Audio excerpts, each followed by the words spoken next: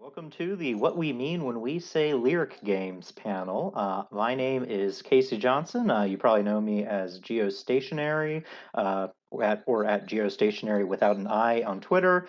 Um, Pronouns are they, them, and I write all sorts of weird, tiny micro games and other sorts of stuff and just talk around with all these very cool people in the lyric game scene. Hi, I'm Jay, Jay Dragon. You can find me at jdragski on Twitter. I'm the publisher and head author for Possum Creek Games, and I publish a lot of sort of strange games, and I also don't use pronouns. Cool. I'm Maria Mison on Twitter of Sword Prince Games, and um, I also write cute, weird games and fluffy games. And I'm very happy to be in this panel and excited to talk about what we mean when we say their games. So yeah, what do we Okay. mean? What do we Yeah, mean? What so do we mean when we say what, lyric games? what is a Please, lyric game? I've traveled all this way to find out what a lyric game is. Please, Gio, help me out. Travel to the Secret Temple. So lyric Mhm. games, kind of as a brief historical journey for us all. So back at the start of 2019, a couple people, namely Takuma Okada, or God, I'm forgetting her name, Takuma Okada, and God, I'm blanking on names now. Does anyone remember Which the other game? Which name? game? For Which the game? Which game? the emotional mech jam. Oh goodness, I do not remember who was the other person for that. But God, point I'm being, blanking on his name, but he writes some really great gay sex games and stuff. Anyways, start of Taylor 2019. Labreche, right? Yeah, sure. No, maybe no. We'll post a correction. Anyway, I'll post a correction on Twitter when this we'll goes post a live. correction on Carry on. Twitter. Anyways, start of 2019, emotional mech jam. This is notable for a couple things. First of all, it really kind of indicates the first time that indie tabletop really started getting interested in itch.io as a platform, and a lot of people started moving into that. And it also kind of formed a lot of the social bonds that would later people kind of agree became the lyric game scene. Really quick, it is John Harness, who is also the Thank person you. to coin. I'm so sorry, John, for mixing you up with Taylor. John also would go on to coin lyric games in October. Yes, but what is this thing that we Wow. are talking about and coining as lyric games? What is it, Geo? Please. So Uh, I I also want to note, just in the history of lyric games, I feel like there are definitely people writing things like that before. Like Avery Alder released Brave Sparrow. I feel like way back when, like in 2012 or something, or like maybe in 2009. Brave Sparrow, Teen Witch, I feel like are very proto lyric games. The Tragedy of GJ237B is a proto lyric game. Like there's a lot of stuff that was kind of already playing in this space when the emotional mech jam happened, and all of a sudden people were talking about itch as a platform and as an easy way to host games, and also incorporating RPGC into that. Yeah, I You feel know, like the fact that itch.io became a distribution platform for smaller games and more quote unquote niche topics. It just gave a Mhm, lot of freedom for a lot of creators to do stuff that they mhm, wouldn't normally think would be doable in more mhm, traditional release streams. So I feel like mhm, just this influx of like, okay, I'm getting some weird feedback, but this weird influx of like weirder smaller games and then just doing more jams that people could mhm. attack in a different way is just, yeah. oh yeah, Yeah. the initial jam culture definitely played into like people releasing all these sorts of like small, kind of like Mhm, emotional, weird indie games. And so do we want to talk mhm. a bit about some of like, okay, so we say lyric games, and like that's Yeah. not just like a word we're saying. There is Mhm, a lot of lyric games is one of the kind of terms that was floated around originally was like poetry games, yeah. because a big thing there's people pay attention to is the sort of like lyricism and engagement with the text on its own terms versus just as an object to be played with a group, and that's where the game is. No, and like the Mhm, reading the game is also a mode mhm. of play. Yeah.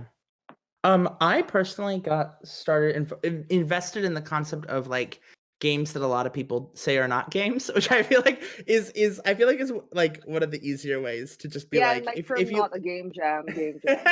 Yeah. Yeah, like not a game jam. I wrote Games of the Missing and the Found, which was a collection of 200-word RPGs I wrote that I did not submit Mhm. to the contest because I knew that if I did, they'd tell me they were not games. So instead, I tossed them in a zine.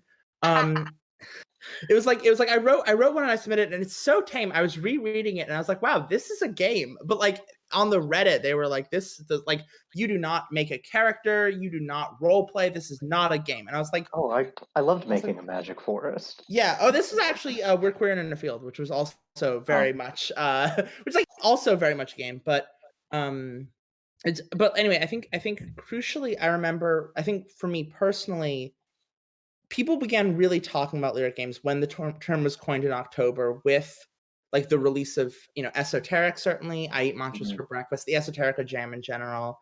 mhm. I feel like there were some other like I know Adira Slattery began talking about it a lot at that point also. Oh yeah, no, Adira is a very good resource for Mhm, some of the historical stuff. If you see yeah. her on Twitter, she has some good threads about Mhm. lyric games as a scene or a definition. So like what are lyric games though? Like what do What we are mean when we lyric say games? lyric games though? What do we mean when we say lyric games though? Because we keep Like, saying it and I don't think we've said what yeah, it so means. if I had to define lyric games, I would say, broadly You do? speaking, it is a scene of indie design with a big emphasis on kind of the lyricism of text, along with unorthodox and unusual modes of engagement and play beyond just like, oh, yes, I sit down and write my character. No, it's like, I just wrote a game not even like an hour ago about, hey, this is a game where you destroy maps. You find a map, you destroy it. That's a game. Mhm. Or Adira has a good one that I like. That's you draw a square in the dirt and yell, "Sex is here," and that's what sex is. Oh, that's such a good game. Taylor writes from Riverhouse Games, writes all sorts of good stuff. And I remember one that came out when there was this whole thing about like one word RPGs and just we are but worms with the Oh, one word I love rye. that. I love that game. I Mhm. love that It's such game. a good It's game. like Yeah. it's it really emphasized how like that one word worm and squirm is like Mhm, already a game in itself of embodying a Mhm, worm mhm, and like what worms mhm, mhm, are. It's just, and and even the especially layout was so good because it mhm, made you go to the next page. But mhm, mhm, I think a part of me that really wants to also emphasize about lyric games, because people were saying what's the difference with the word mhm, poetry games, is that mhm, um if you like zoom out, like not in a game sense but in like just in an art world sense, I feel like a lot mhm, of um high art or just art in general is going towards participatory stuff. Like they mhm, want to include the audience, they think it's groundbreaking to include an audience, but we just treat those things as players. So mhm, you have stuff like from Yoko Ono with Fluxus Poetry, mhm, or you have performance artists who give instructions to museum goers to what to do. And I'm like, those are games. Like people make those stuff up, and in the art scene they use those um performance pieces or art pieces as a mode of thinking or feeling or experiencing. So I feel like what the indie scene is doing is equivalent to that, sometimes even better. I'm like, there's some stuff by Adira that I'm like, when the pandemic ends, I wanna pitch it to like a museum, like to mhm, perform it, like shouting like mhm, love confessions to like a mhm, queer, mhm. somebody in a mhm, fascist mhm, regime. Like, yes, it sounds like something that you put into a, like an indie mhm. Oh yeah. art commune space. Yeah. I think And I'm also like, I mhm, feel like, yeah. So like the last thing I guess is that when people say that mhm, games aren't art, I feel like that's like, yo, like, are you like missing all of this? Are mhm, you missing mhm. all of this? So I feel like it's not just poetry, it's like also Yeah. all the other Mhm, dimensions, like the mhm, space, the ritual, the yeah.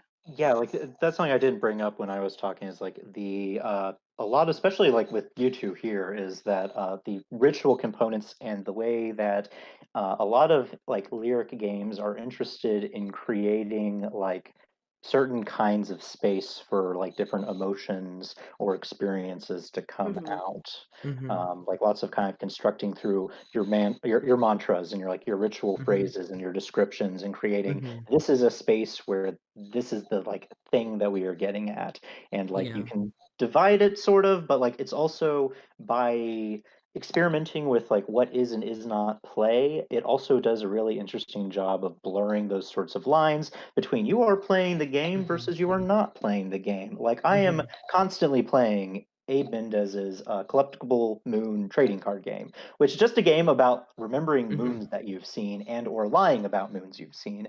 In Mhm. theory, to play games against Oh. other people, but it's just this like ritual that has infected my life of looking up at the moon and going, ah, I can collect that moon. And just like I immediately enter the state of like thinking like, what's the time? What am I experiencing? What's the moon look like? And it's just Mhm. this little just like departure for a moment, but it's also just seamlessly like, no, this is just my life now. I collect Mhm. moons. Yeah, yeah. And I And I feel think like you're so crucially generous to make games like that. But anyway, go ahead, Mhm. Jake. I was gonna say, I think crucially also, I think first off, it's important to emphasize like lyricism is not a coherent genre. I mean, I think genres are fake, but like the way in which lyricism is a Yes. movement, which is that there are a group of people who broadly, in some form or number, identify with lyrical game design and refer to their games as such, but that's not a prescriptive category. Like there is nothing that kind of is like a model of what makes a game lyric or not. There's a lot of really wonderful games that are not lyric games, not because they somehow fail to be, but because the author has chosen to not include them within that category. Um, and I think that's really crucial. Is just that it is a model of it is a particular. I mean, like as in a very I think in a very sort of classic sense, like in almost a dialectical sense, like it exists as like part of a conversation instead of it being like this is a model of what a game is like. And Mhm. I think it frequently like there's sort of a lot of things that are broadly appreciated. I know personally, I really as you mentioned, I really value ritual, Mhm. and I really value the mechanism of ritual. But I think also like there are sort of ways in which like they're invested in autobiographical or auteur Mhm. natures. They're invested in oh goodness, like as we said, ritual. They're invested in intimacy. They're invested in queerness and marginality.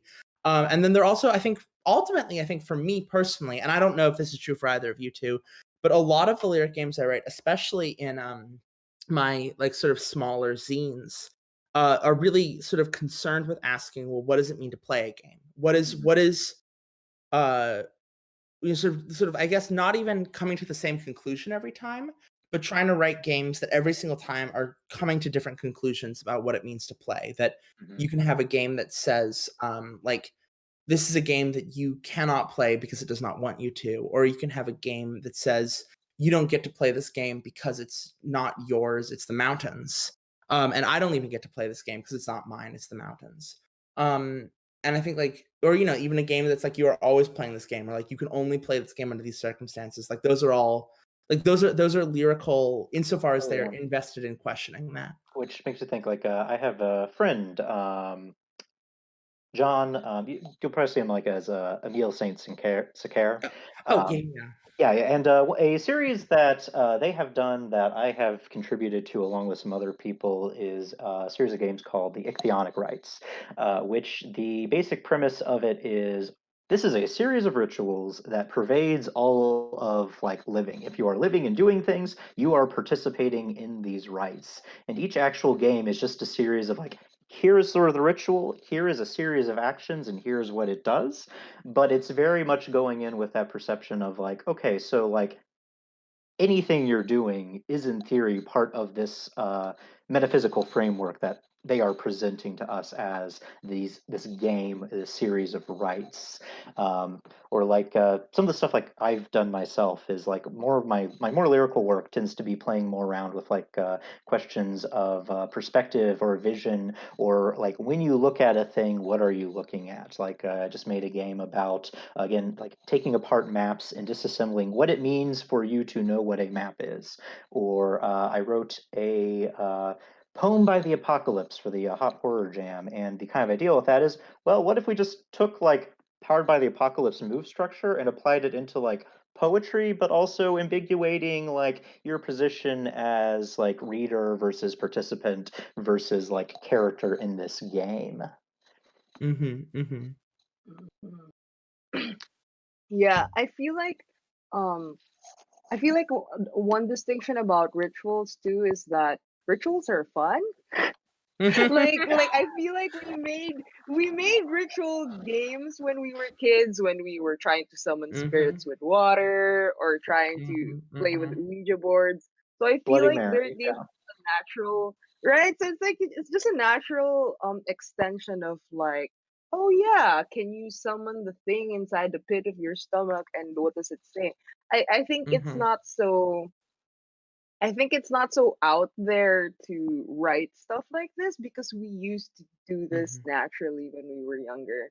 That we'd make up stories and they weren't always fantasy or genre based. They were playing with a reality that you were trying to scare your cousin or you were trying to comfort your cousin or something. So it's I feel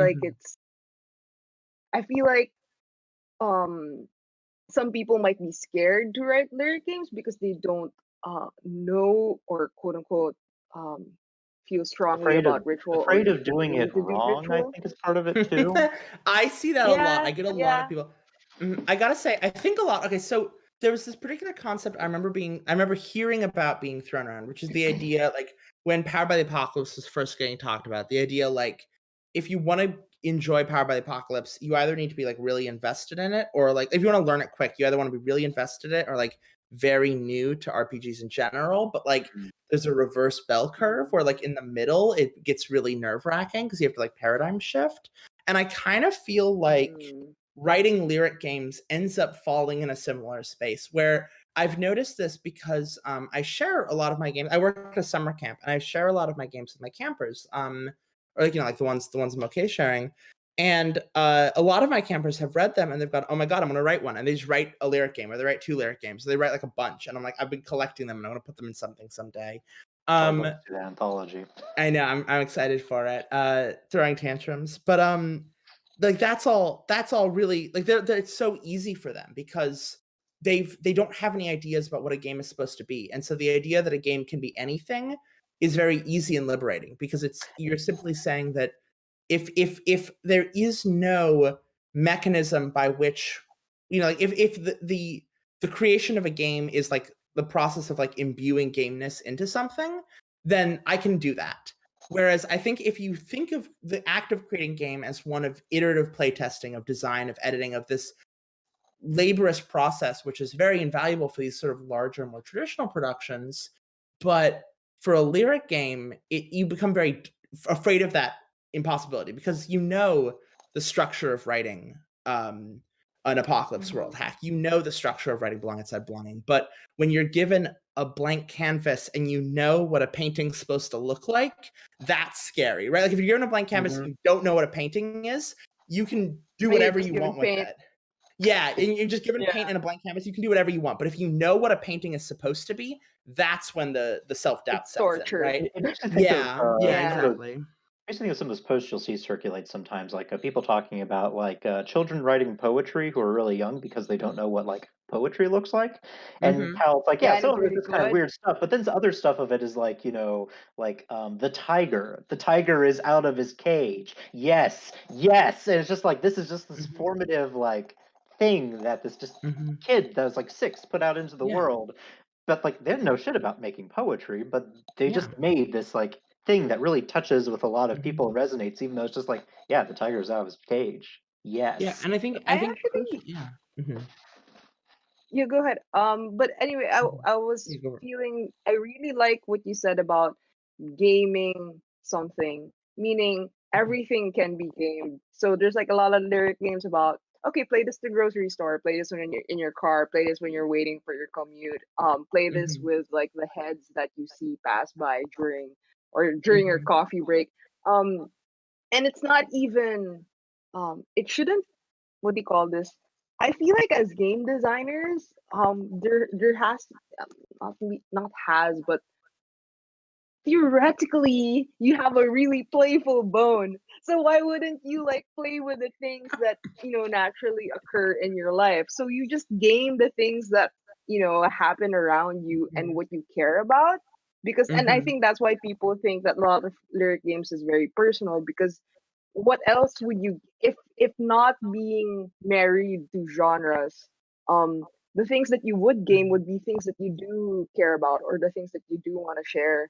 So, Yeah. and that's why it looks like it has autobiographical themes, but I feel like no, they're just people who want to game So, I mean, things some of that them are they definitely, do. like, taken from autobiography, but, like, I think some of it is just, like, when you're playing in this sort of space, like, a lot of the things you'll have immediately at hand are, like, things that are Yeah. already resonant in your life. Like, I write a lot of games about, like, intimacy and touch and alienation and stuff. So, Mm. like, me Mm-hmm. writing lyric games deals a lot with questions of like contact and interaction and like how things know other things. And so like to me, Mm-hmm. like when I write these games, love is about, okay, I have this thing that I want to communicate to you or like try to like Mm-hmm. articulate. Like I know that even if you don't necessarily get it, I want you to like try and grasp at it and like understand something like what I'm trying to tell you, or just like I Mm-hmm. Mm-hmm. enjoy this and I want to show this thing to you to enjoy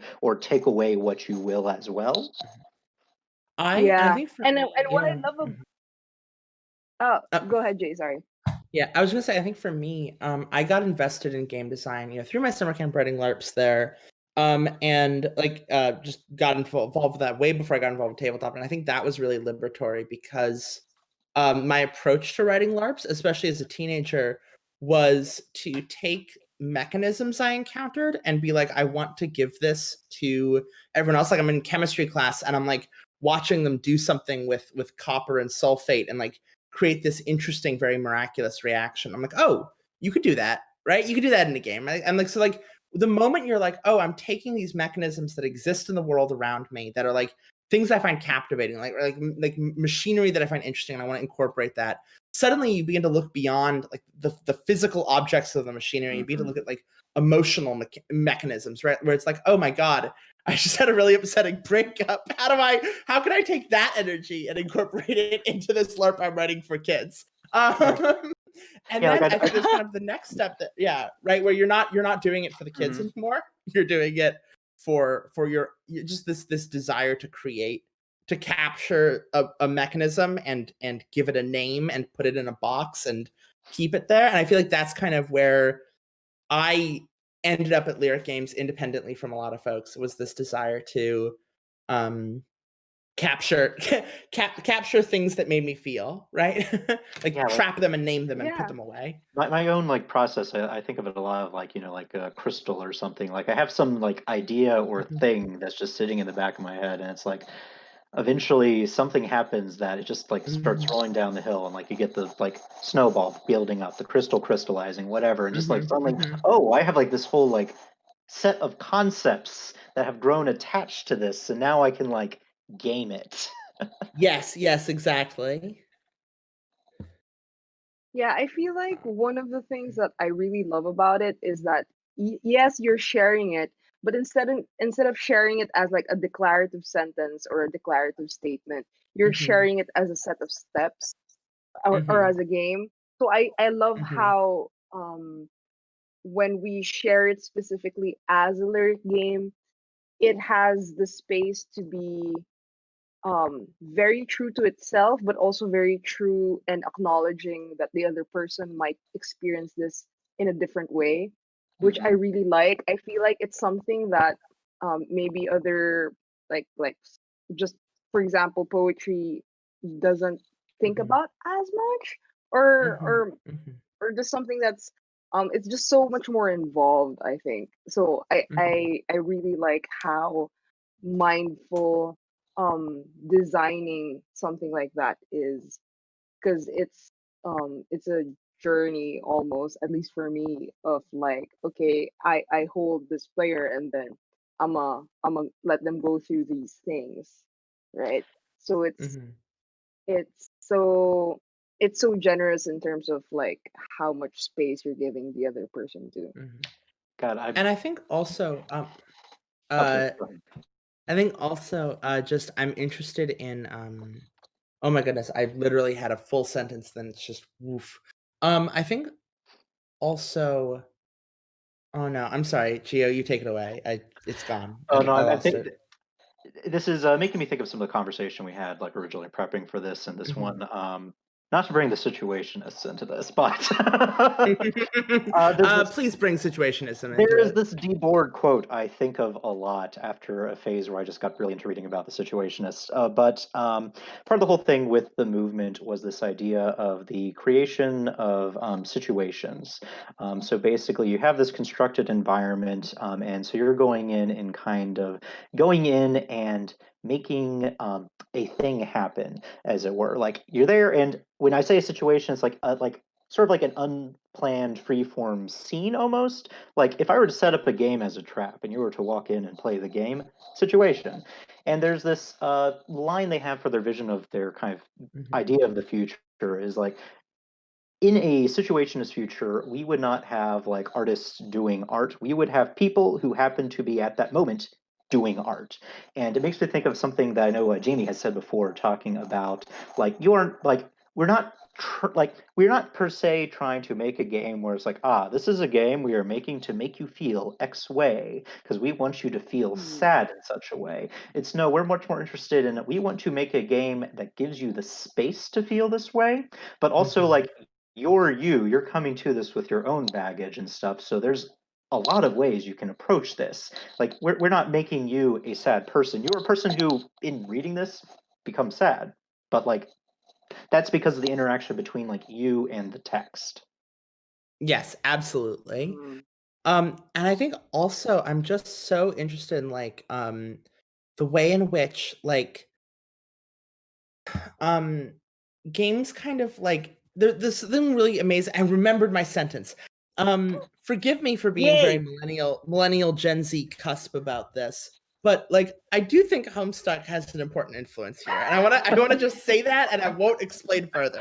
But I can't uh, argue with the it. second person pronoun is a thing that is doing a lot of really important work, I think, in games, and Mm, specifically the instructional nature of it and the way. And it's I don't think it's a mm, coincidence that Homestuck is itself modeled on like text adventures, right? Like it is a game that it is a long form narrative that is a game with a single like a single action you take, but it's still a game.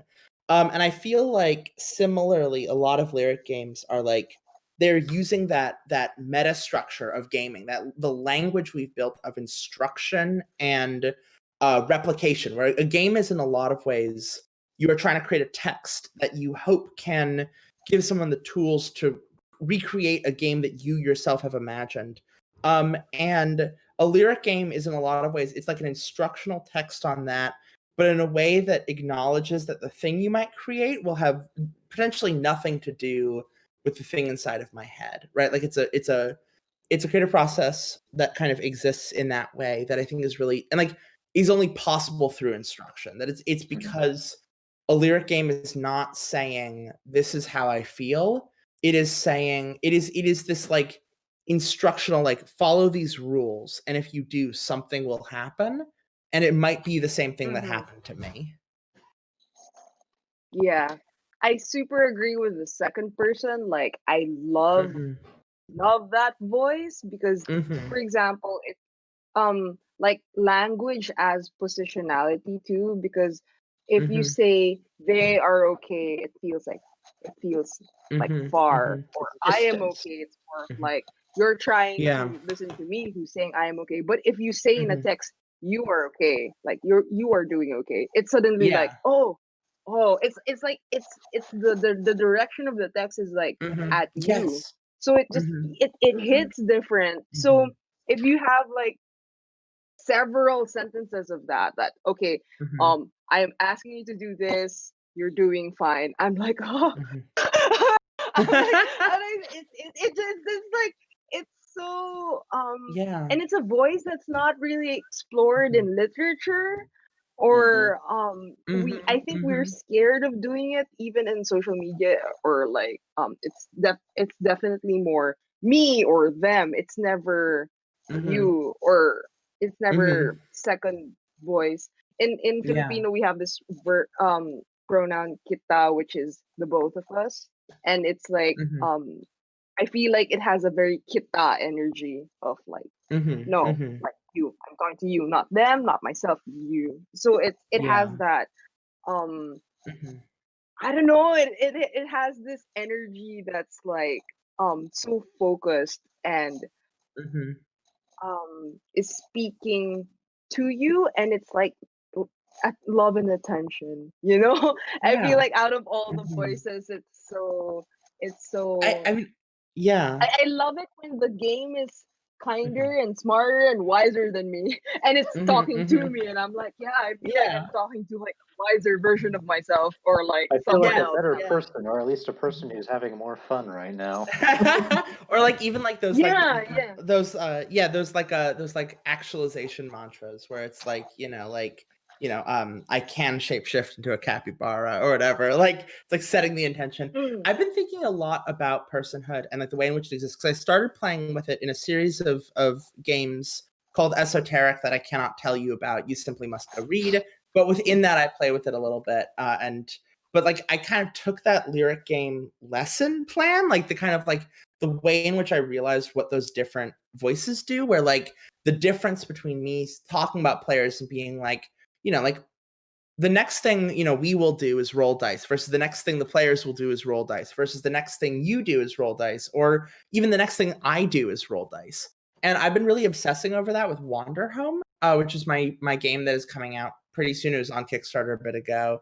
And in it, I in the instructional sense, because of the fact that it's a game that's very much about talking through like a conversational structure, I use we a lot because I want to make it clear. And like the instances where I use you are very pointed and specific because I want to make it very clear that I'm not that this is a like that I am not like someone who knows better than you, and I'm not someone who is exempt from the game that we are playing. Like when you play this game, I am also like there, but I like also like you are there when I am playing this game, And so like there's a lot of there's a lot of like, when we get to this next section, or like what we're going to want to do next, or like that sort of thing. And the instances of you is like you are alive. Like this is at you specifically, not like I'm implicated too, but like I'm talking to you right now.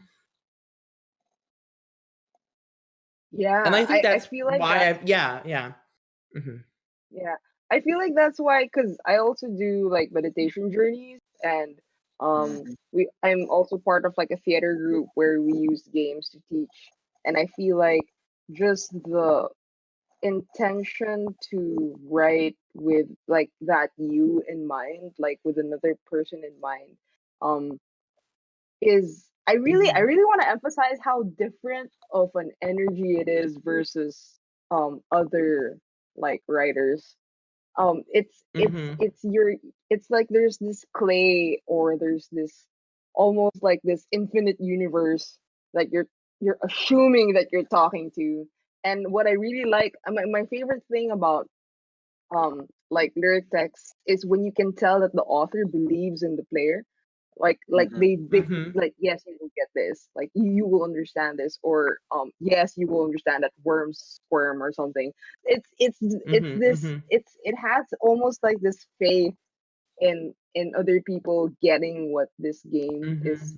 supposed to Yeah, play like, there's and I just really like it. I like how um Mm-hmm. not really ambitious, but more of like um how it has a underbelly of that underneath it. Like um, it's not Yeah. necessarily on the top, but it's like in the meat of it, that yes, of course you Mm-hmm. can play Yeah. this. Even the games that people tell me that, oh, this is too scary to play, oh, but you read it, and I believe you can. So it's almost like, oh, Mhm. it's going Yeah. to my head because oh, you that's kind said of I interesting with could. Mhm. It's an interesting element kind of with the positionality and some of the earlier stuff we were talking about, like how there's a lot of like perception of like, oh yes, you can't actually play a lyric game. And I think One place that kind of comes from is one thing that lyric games and like people designers like in and around the scene do a lot that's interesting is Mhm. like you have a lot of the sort of like invitational like we direct engagement with the player sort of stuff, but at the same time you Mhm. also see a lot more games willing to take actions or positions independent of the player. So, like in Mhm. a more mainstream example, it's really fascinating, like in Sleepaway, how with the Lindworm. Sleepaway mainstream. Yes, carry Yeah, on. for what we're talking about. No, but like the Totally, Lindworm totally. is a for people who don't know about Sleepaway, the Lindworm is a character in Sleepaway who is a skin stealing horror monster who is hunting down campers at a sleepaway camp. But when you are playing them, nobody plays the Lindworm. That is specifically something that the game disavows. At the most, you are doing is serving as a oracle of sorts, but you are never playing the Lindworm. The Lindworm is something outside of you, and you are not it. Or there's a lot of like we're talking about like a punctuation or other games you've done where it's like this game it's just not you can't play it. It's here, but you're not going to be able to engage with it. Or I Mhm. did a game called "This Move Is Not for You," which one of the Mhm. reason it's named that is there's this point where you are going on a journey and you're being hunted by a monster, and at some point the monster makes a move, and the text just says the monster does this move. This move isn't for you. You this happened, but Mhm. you don't Mhm. know anything beyond that. And so like there's this a lot of kind of invitation to engage in that interpretive space, that back and forth Mhm. between the game saying yes, no, you, this is the way you can be or way Mhm. you want, but at the same time being kind of like away from you and saying here is a thing, you can engage with it, but you can't like touch it in the same way that like you could touch it in like a D20 game or something. Like it's not like, ah yes, it's there, but like it's not, oh you can go there and you can play with this component. It is there for you to like think of and to like weigh on your mind and like how you consider this game and what's going on, but it's not like a widget for you or something. It is Yeah. like a presence, a foreboding, Mhm. an imminence. Yeah.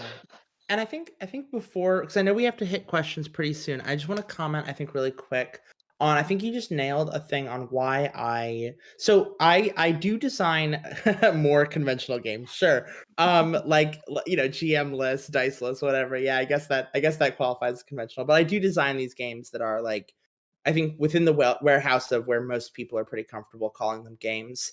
And I think that even though like lyric games certainly are not, they're not the money maker. Like I'm not paying rent off of games for the missing and the found, but like they are the act of learning how to write them and the act of continuously writing them. Like as I've navigated quarantine, I mean, Maria and I wrote 101 games for survival, which is 101 lyric games that are, the majority of them are playable. You can play those and they're very good. And I want to do something with them at some point. If you if you But want like, to transition to the questions now, I do have a good one related to kind yeah, of I just that. oh, you do? Okay. I was gonna say simply just like Huh?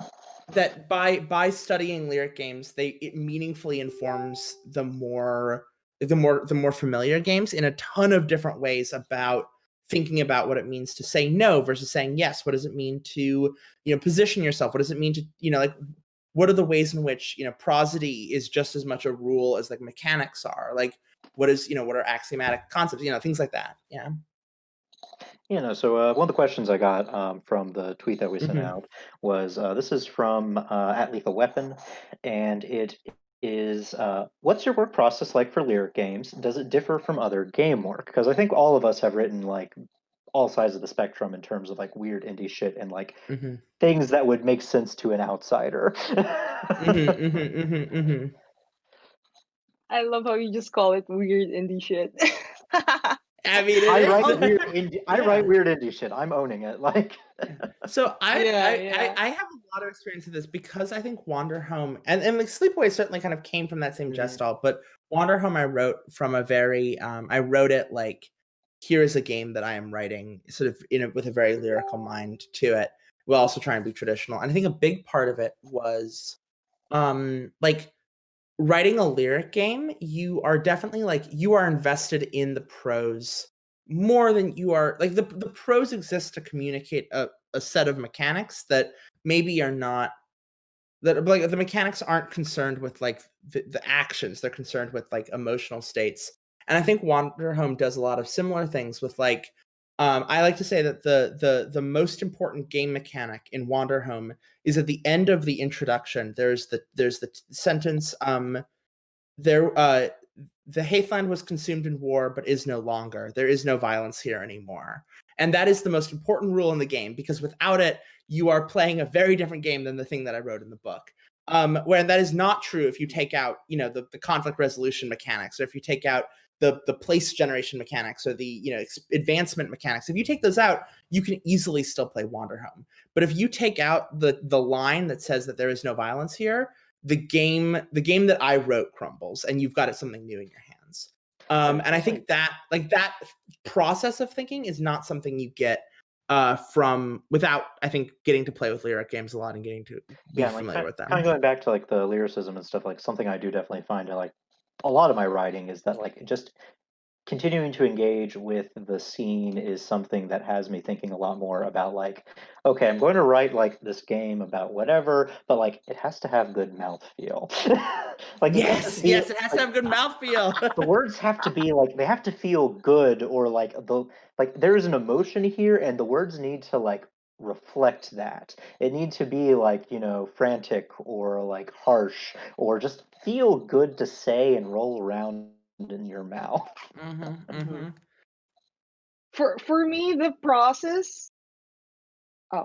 For me, the process is like of writing games is like, it's either like the way I described it to other people before is you're trying to rip something out of your throat that's been stuck there, or you're trying to spill your guts because something's also stuck there, and making the thing is going to help it unstuck it.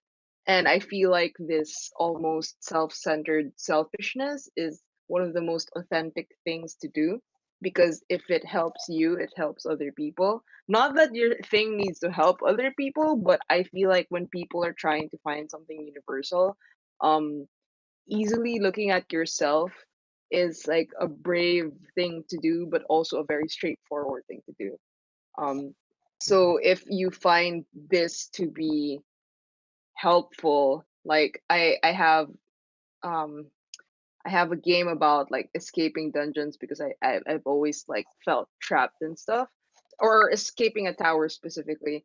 And I feel like I'm always shocked when other people say that they understood it or that it was helpful to them, because I'm like, I was just trying to figure out myself how to get out of this freaking tower dungeon thing, and I'm just happy that my set of instructions informed your set of instructions in your life, or in your purview of your own version of the tower, your own version of the cage or whatever. So I feel like, at least when I make games, because I feel like it's an incredible privilege to be read.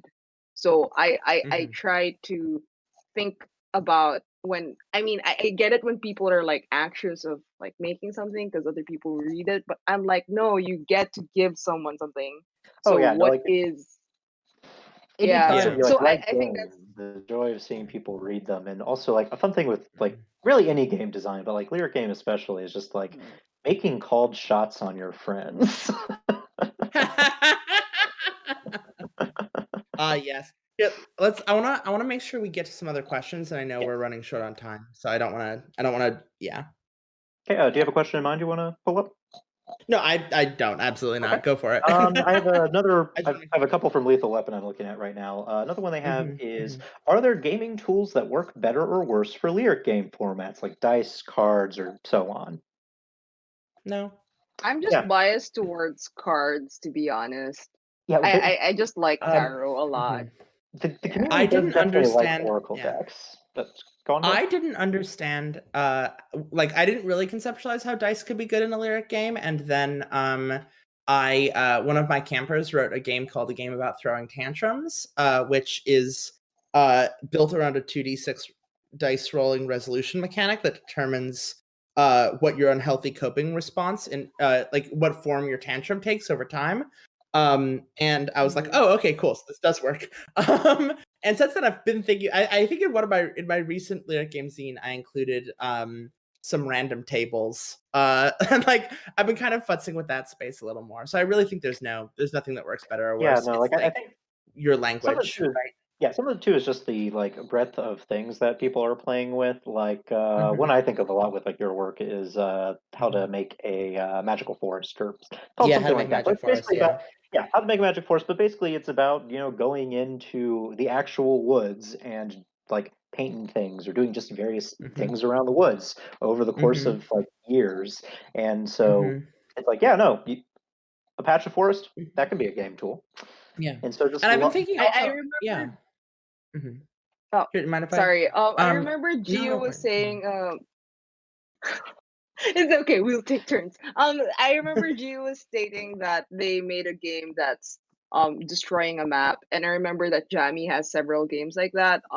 Their Love Destroy This Land and Soul Mm. Quest, and it's basically you go through something intense in terms of like it's like their Love Destroy This Land is like my favorite game. It's really intense, and the act of erasing and ripping the paper and sleeping with that piece of paper or burning the paper is just so. I feel like it's also. I feel like maps are also something I haven't specifically tried because it's so.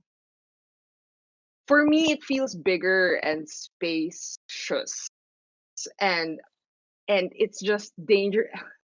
For me it's like it's super dangerous how invested you are gonna be in like a thing you make, and then you're gonna ask like the player to remove it or something happens to it. I'm like, I Mhm. still haven't gotten to that space, but it's something that I want to explore.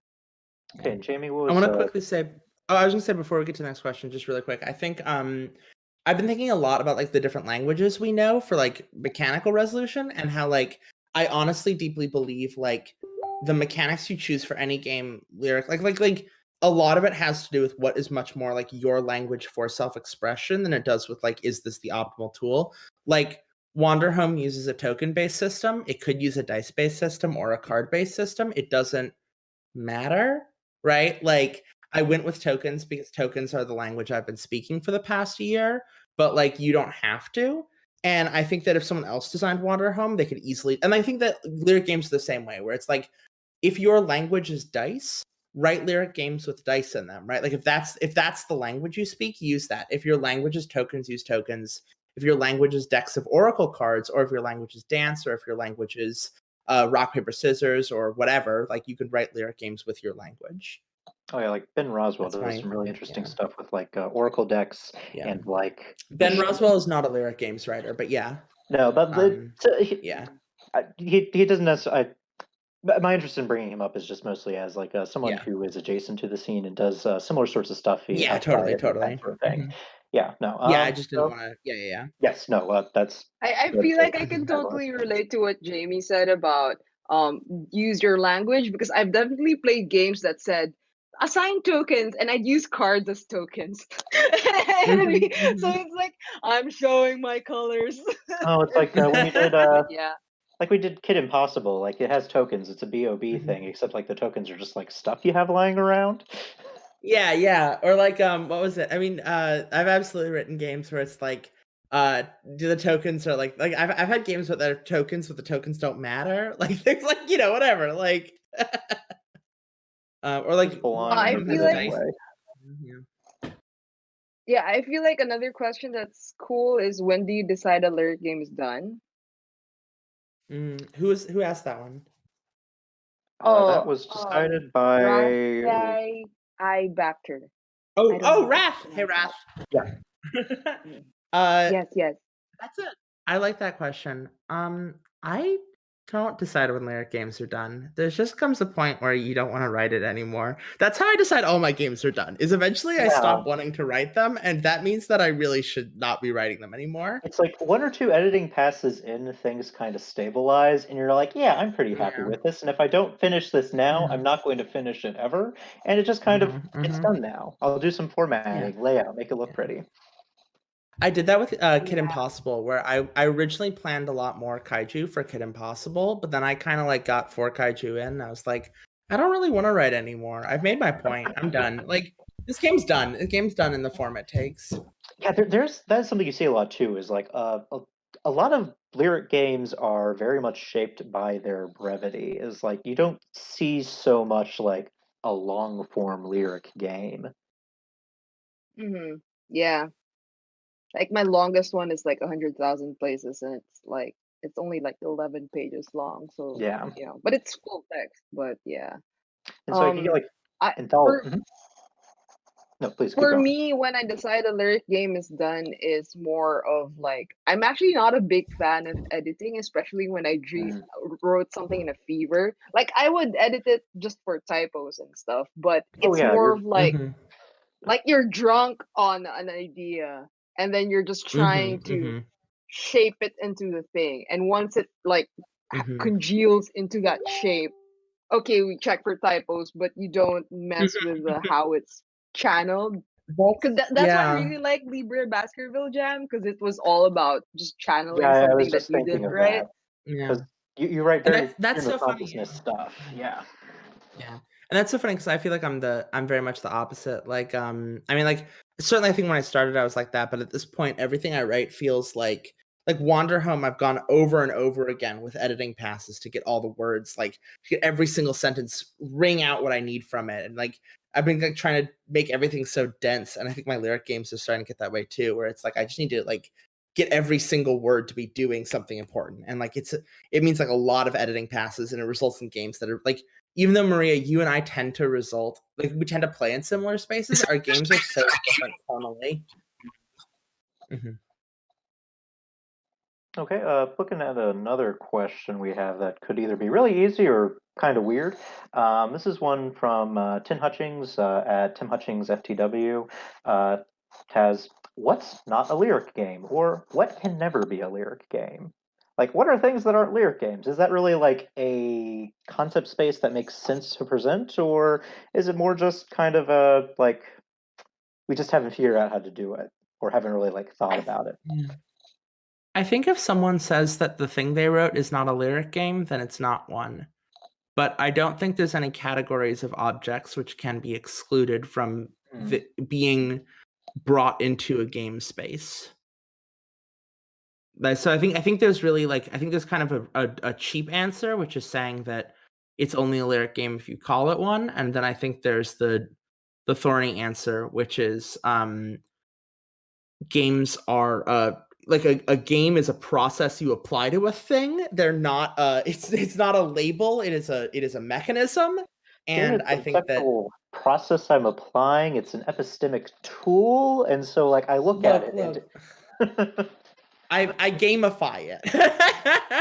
Hi, I'm a tech developer and I gamify it. Maria, do you have any thoughts?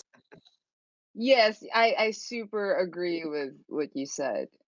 That is definitely um yeah, because life's a game sometimes, so it's almost like okay, it's just not a lyric game if you just say it's not.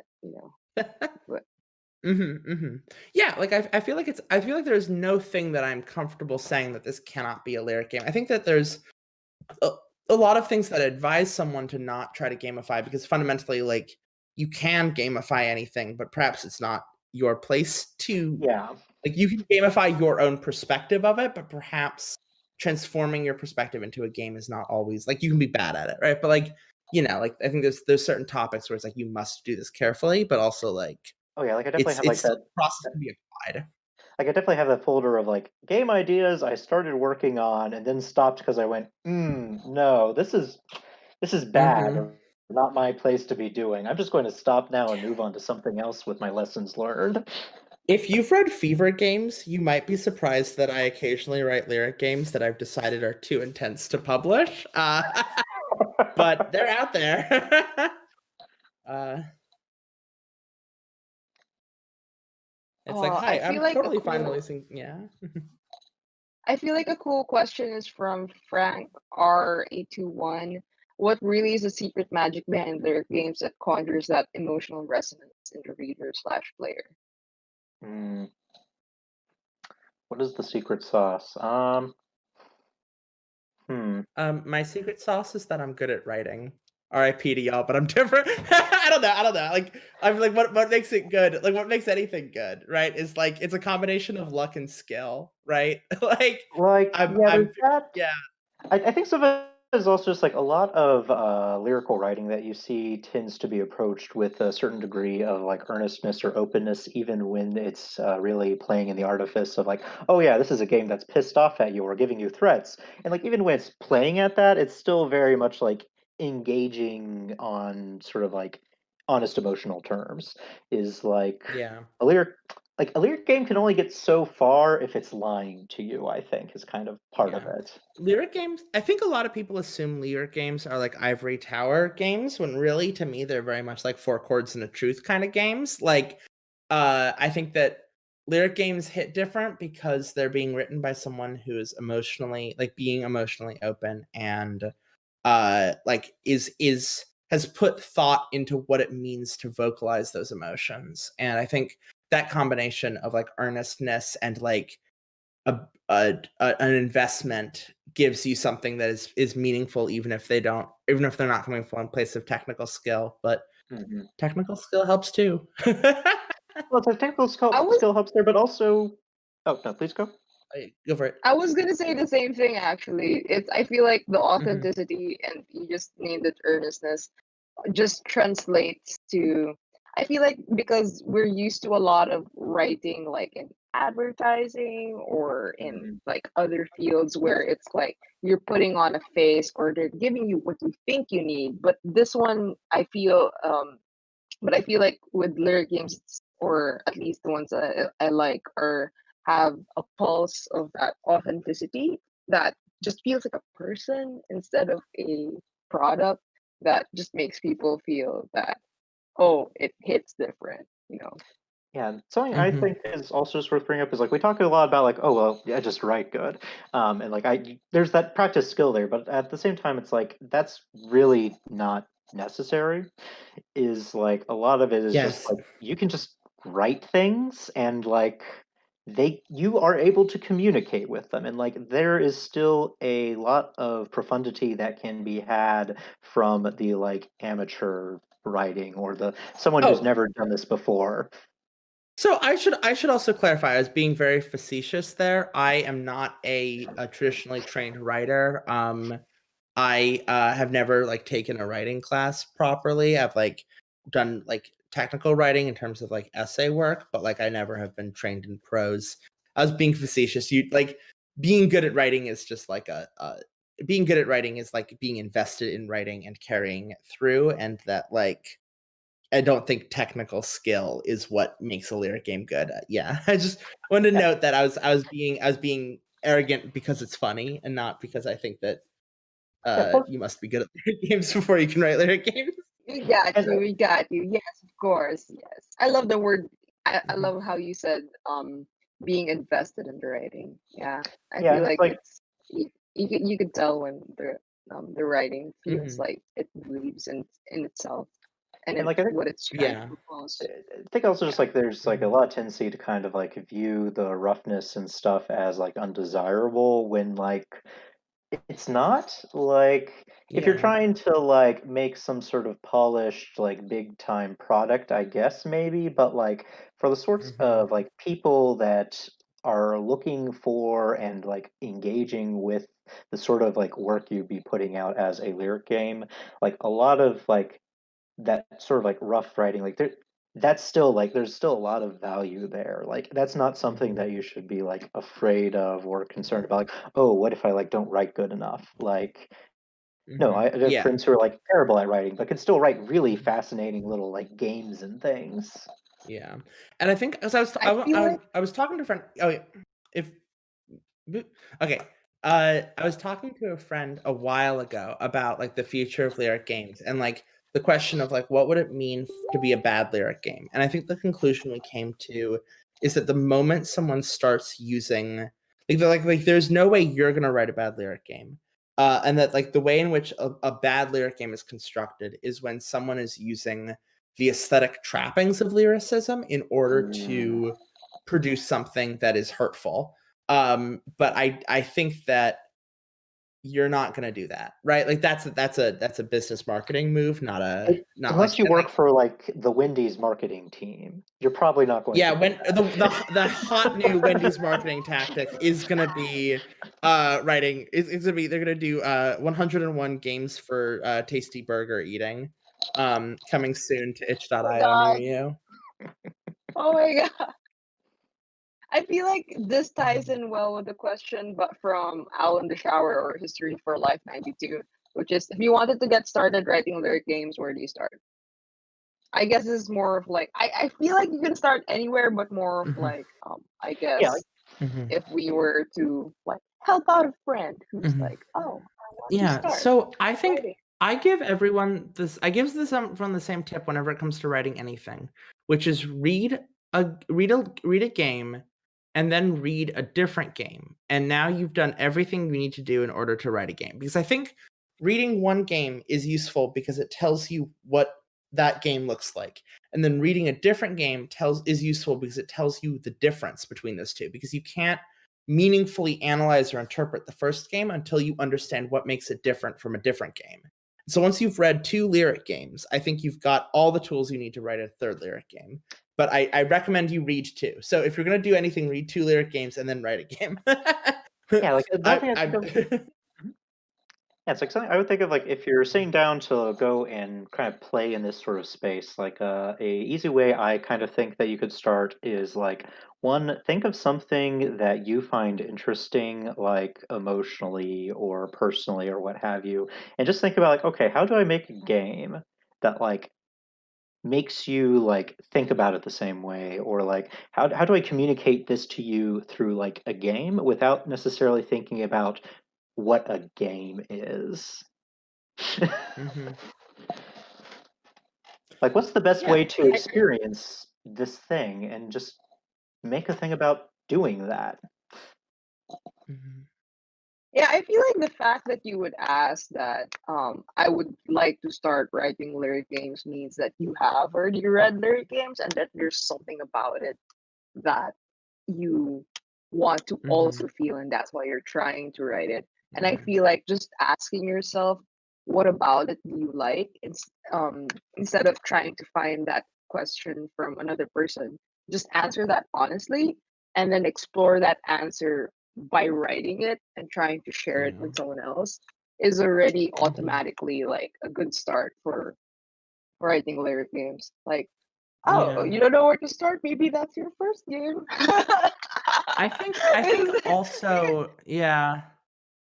I think also at the end of the day, and I think about this all the time, which is that I go back to I studied art history in college, and so I go back to the way art history was talked about in 1400s Italy, when art history was invented. Like when the first dude was like, I'm gonna write a book that's just about artists, instead of like, like not as like the same way you'd write a book about construction, but about the people who make art. And that was new because you hadn't written about the artists before. That wasn't what art was in Europe in that time. And I think about it a lot because we are still in that disegno versus colore phase of game design, which is that we collectively, as like an industry and multiple interconnected communities and click and scene, we think of games as being like draftsmanship versus color, right? Like the equivalent of that with art, which is like so not infantile but divorced from how we talk about art now. We've had a lot of thoughts since then, and I feel kind of always a little weird saying this is how you get started writing lyric games, because I think that we've only just gotten started writing lyric games, right? Like the term was coined a year ago. I wrote my first and probably like among the first lyric games like in April of 2019, right? Like this thing is baby. We Mhm. we don't know how to get started at it because it's still young, and I'm not going to tell you how to get started on it, because maybe you get started on it because one day you're walking down a sidewalk and you trip, and when you fall you see a cat, and you and the cat play a quick little LARP together, and suddenly and abruptly you've written a lyric game in a way that I could never have started before, And that's a lyric game that I could have never taught you how to write, because I don't know what I'm doing either. And actually, speaking of that, like, that's actually another good thing is like, so a lot of people kind of talk about like tabletop and LARP as two separate sorts of things, when really like Yeah. they are not. There's just so much like it's really just a big continuum, and so like that's another thing I found really fruitful with like lyric games and like thinking about them is like experience with like LARP spaces and like questions of embodiment is that there's a lot of room for exploring like taking actual physical action in the real world versus just like yes, saying I do a thing versus no, you can pet the cat, like that can be a mechanic. You can say this is how the game works. You get a cat, you pet it, you have a great time, and this is what it's about. Check us out on Twitter. Check out Lyric Games on itch. You can search up the Lyric Game tag. Jamie could not make it with us tonight. They're a really incredible designer. You should check them out at temporalhiccup.itch.io. And you should also check out all of us. We will have links to us in the stream as it runs. And it's been such a pleasure chatting with all of you. Thank you for your questions. Be sure to follow us on Twitter. Does anyone else have anything they want to say? No, I think it's been a great time. I've enjoyed this talk with y'all, and excited to see what people have to say about it when it finally drops. Yeah. Thanks. Check everybody out. My Bluetooth is doing something funny, so I'm sorry if there's like some weird echo, but yes. Last thing. I just wanted to say that I hope that there's more designers, like quote unquote normal people, to have also the language of games and design, because I think it's like an incredible tool for documentation and just art in general. So Yeah, yes, like, I we know, baby, but really strong baby. yes, and I know like all of us I think are pretty happy to like talk about this stuff online. If you have any questions, you can always just add us and like see where we're at, see what kind of conversation we can carry on with you. Yeah. Thank you so much. And that's a wrap.